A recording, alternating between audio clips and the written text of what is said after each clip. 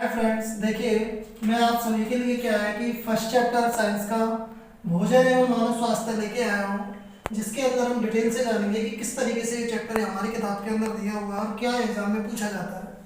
सबसे पहले बात करते हैं कितने मार्क्स का है।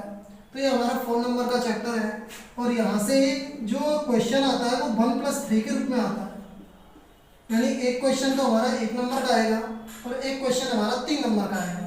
तो इस तरीके से हम यहाँ पर बात करते हैं कि भोजन क्या होता है। सबसे पहली बात यह है, तो वह खाद्य सामग्री जिससे हमें क्या प्राप्त हो, ऊर्जा। इसका मतलब क्या चाहिए हमें, एनर्जी। वह खाद्य सामग्री जिससे हमें ऊर्जा प्राप्त होती है वह सामग्री कहलाती है क्या, भोजन। अब भोजन की स्थिति जो है वो 2 टाइप्स की हो जाती है। 2 टाइप्स की हम बात करें, एक तो सुपोषित भोजन और एक हो जाता है कुपोषित भोजन। अब व्हाट इज डिफरेंस हेयर, कि इनके अंदर डिफरेंस क्या हुआ कि वह भोजन जिसके अंदर सभी प्रकार के पोषक तत्व विद्यमान होंगे वो तो कहलाएगा सुपोषित भोजन, और जिसके अंदर लंबे समय से एक ही प्रकार का पोषक तत्व उपस्थित हो या किसी एक पोषक तत्व की कमी चल रही हो वह भोजन कहलाएगा क्या, कुपोषित भोजन। अब बात करते हैं कि पोषक तत्व क्या होते हैं। तो ये हमारे भोजन का निर्माण करने वाले रुक्षांश होते हैं जिनके द्वारा हमारे भोजन का क्या होता है, निर्माण होता है। जैसे हम कुछ का नाम जान लें बाई ट्रिक से, हमारे भोजन के रुक्षांशों को याद करने की एक ट्रिक है, पीसी वीवी जे नहीं खचखच। कि हमारी जो पीसी है उसने किसी बीवी को पीस दिया और क्या कर दिया, उसका खचखच कर दिया। हमारे भोजन के अंदर जैसे बात करें, सबसे पहले आता है प्रोटीन पोषक तत्व, उसके बाद बात करें हम कार्बोहाइड्रेट, उसके बाद बात करें विटामिन, उसके बाद बात करें वसा, उसके बाद बात करें जल, यहाँ पर खनिज लवण,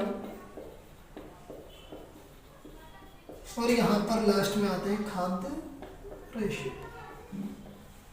इसका मतलब ये हुआ कि प्रत्येक पोषक तत्व का हमारे भोजन में होना अनिवार्य होता है और प्रत्येक पोषक तत्व का एक विशेष कार्य होता है जो कोई अन्य पोषक तत्व नहीं कर सकता। यानी एक पोषक तत्व जो काम करेगा वो कोई दूसरा नहीं कर सकता। इसीलिए हमें भोजन में सभी पोषक तत्वों को लेना चाहिए, सभी पोषक तत्वों का होना अनिवार्य है और ऐसा संतुलन भोजन करना चाहिए। इस भोजन को हम संतुलन भोजन भी कहते हैं या संतुलित आहार के नाम से भी जानते हैं। अब संतुलित आहार कह दिया, इसका मतलब ऐसा आहार जिसमें सभी प्रकार के पोषक तत्व हों उसे हम संतुलित आहार कहते हैं और इसके अंदर ये पोषक तत्व विद्यमान होना आवश्यक है। अब यदि होता क्या है कि हमारे आहार में जब किसी पोषक तत्व की कमी हो जाती है तो वो कुपोषित भोजन की श्रेणी में आता है और ग्रहण करने वाला कुपोषण का शिकार हो जाता है।